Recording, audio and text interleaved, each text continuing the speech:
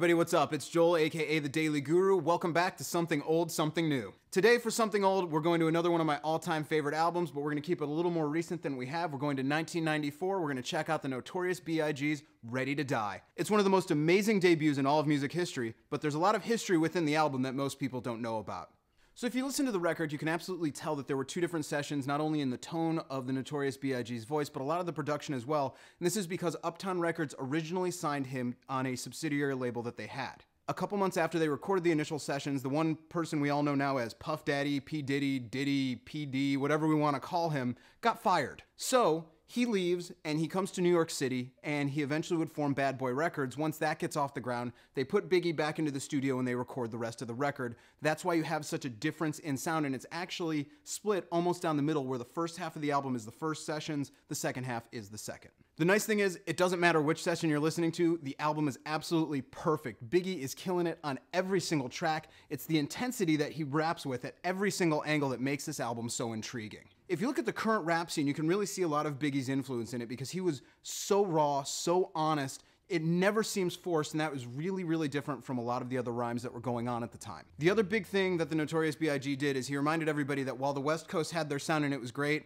hip-hop belonged to the East Coast. The other interesting thing about this record, in my opinion, is that you had NWA already, you had Dr. Dre's first record already, so the idea of hardcore rap is already there, but the Notorious B.I.G. takes it to this entirely other level. It is so harsh, so in your face, so gritty, you cannot help but just listen to every word he has to say. I have no problem admitting that the Notorious B.I.G. is my favorite MC of all time, and it's just because of how natural his flow is. His lyrics just seem to go perfectly. The closest I've ever heard anybody get to that is Jay-Z. In a lot of ways, I always saw Notorious B.I.G.'s lyrics as almost punk rock in their nature, because there's absolutely nothing in them that doesn't absolutely have to be there. It's so consistent. There's not a down moment on here. There's not a moment you can look away. And that's why almost 20 years later, there has yet to be another rap record that even comes close to the power of Ready to Die. So all in all, chances are you know Big Papa, you've heard it a million times, but you need to go out, you need to hear the whole record, because this is without question one of the greatest hip hop records in history. If you don't own Notorious B.I.G.'s Ready to Die, you need to change that right now.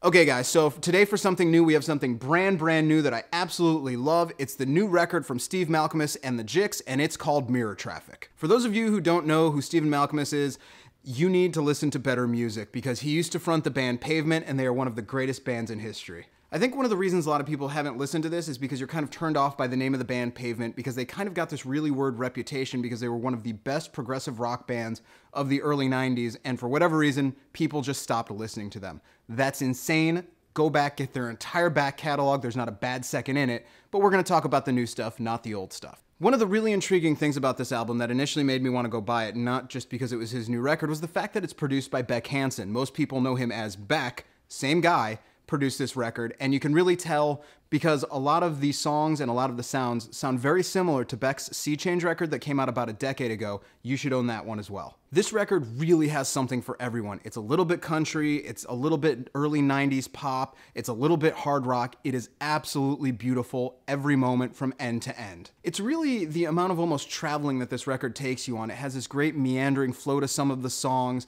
and yet even while they have a great mellow tone, there's still a really good hard grit under every single one of them that reminds you, this was the guy from Pavement. I have to say, while for me, I still don't understand when people say that Pavement is a band they really can't get into, this record is absolutely accessible to everyone. It's almost become a way of what's been happening with Dinosaur Jr. over their last few albums, where their music is becoming more and more just rock and roll, but still has that great edge.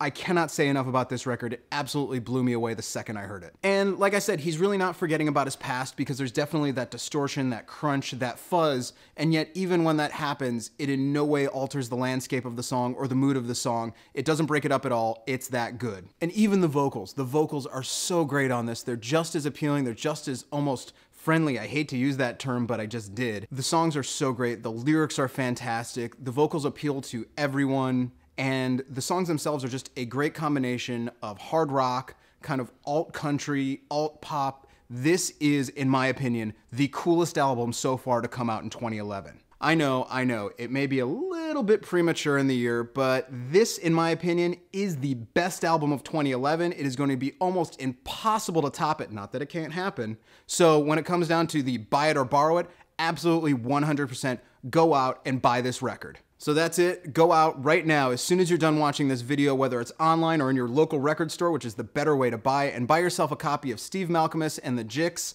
and their new record, Mirror Traffic. So that's what I got for you guys today. I hope you dug it. I hope you're learning a lot from this. If you enjoyed it, why don't you go ahead and subscribe right up there, and you can leave comments in the comment section that we have so nicely provided for you. Go ahead if you want to. You can email me at thedailyguru@gmail.com. Check out my blog every single day where I'm writing up the best songs ever written at thedailyguru.net, and we'll see you on Thursday.